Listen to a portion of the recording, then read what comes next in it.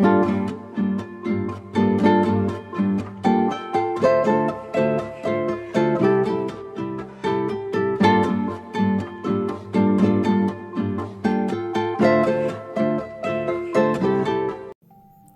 peps, I'm Sham here and welcome to another video, and in today's video I'm going to demonstrate how measuring cups and measuring spoons work. So here we go. So what I got here is a measuring cup, and as you can see there are grooves on the side which determine how many milliliters you would need for water, milk, cocoa powder, or all-purpose flour. So this is the biggest one we have in our home. We don't know where the other one is, so this is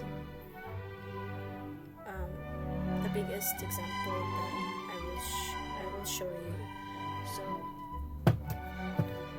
also I have a keyring of assorted measuring spoons. Start with the smallest one. You can also have baking soda and baking powder here. You can also use this for yeast, or I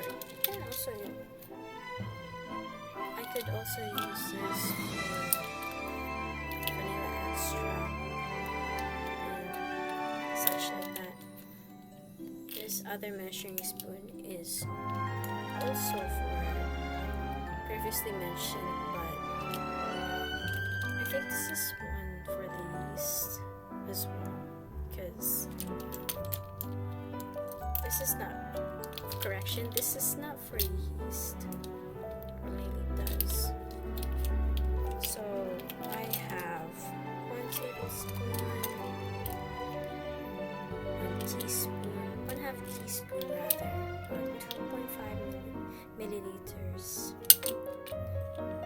tablespoon, teaspoon, and I have 1/2 tablespoon, and I also have 1 tablespoon. I have a lot of spoons here. So this is not exclusive for dry ingredients, it's also for wet ingredients. And speaking of such, I have measuring cups right here. It's good for all-purpose flour, milk, condensed milk, and all of the dry ingredients. This one is also for yeast.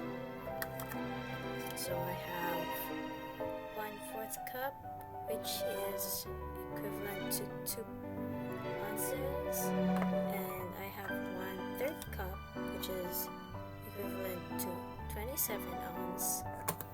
I also have 1/2 cup, which is 4 ounces, and 1/3 as well, which is also 27 ounces.